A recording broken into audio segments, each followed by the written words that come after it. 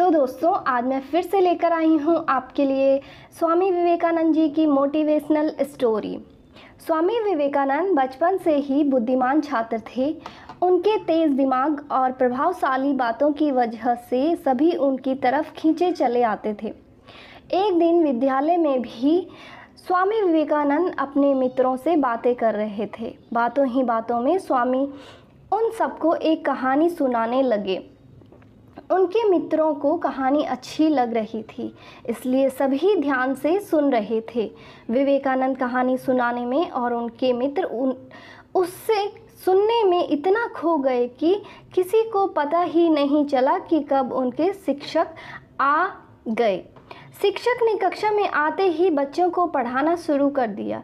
आगे बैठे बच्चे उन्हें ध्यान से सुन रहे थे कि कुछ ही देर में शिक्षक जी के कानों तक विवेकानंद जी की हल्की आवाज़ पहुंची। उन्होंने ऊंची आवाज़ में पूछा कि कक्षा में कौन बातें कर रहा था। कक्षा में बैठे अन्य छात्रों ने विवेकानंद और उनके दोस्तों की ओर इशारा कर दिया। यह जानकर शिक्षक को गुस्सा आया। उन्होंने उन सभी को अपने पास बुलाया और पूछा कि मैं अभी क्या पढ़ा रहा था। कुछ समय तक किसी से कोई उत्तर न मिलने पर उन्होंने हर बच्चे की तरफ देखते हुए सवाल पूछा। सबने अपनी नज़रें झुका ली। तभी शिक्षक विवेकानंद जी के पास पहुँचे और कहा कि क्या तुम्हें पता है मैं क्या पढ़ा रहा था।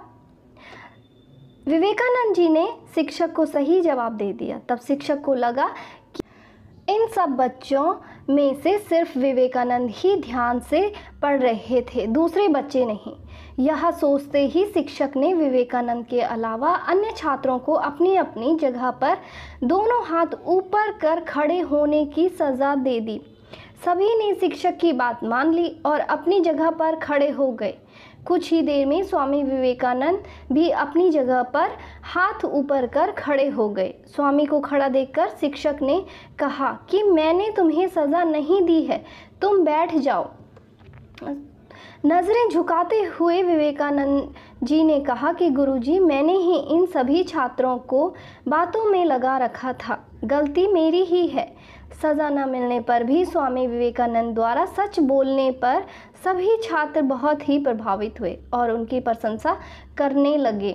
तो दोस्तों, इस कहानी से हमें यह सीख मिलती है कि जीवन में हमेशा सच बोलना चाहिए। सच बोलकर हम दूसरों को और ज़्यादा प्रभावित कर सकते हैं।